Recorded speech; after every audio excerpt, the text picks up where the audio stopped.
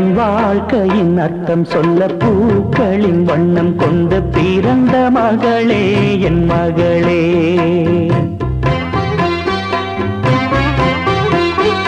நான் வாழ்ந்தது கொஞ்சம் அந்த வாசத்தில் வந்துதித்து உயிரில் கலந்தா என் உயிரே. உன் பூவிழி குறுநகை அதில் ஆயிரம் கவிதையே.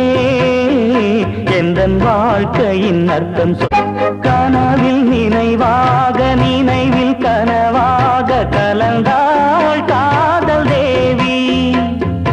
உறவின் பலனாக கடலில் அமுதாக பிறந்தாள்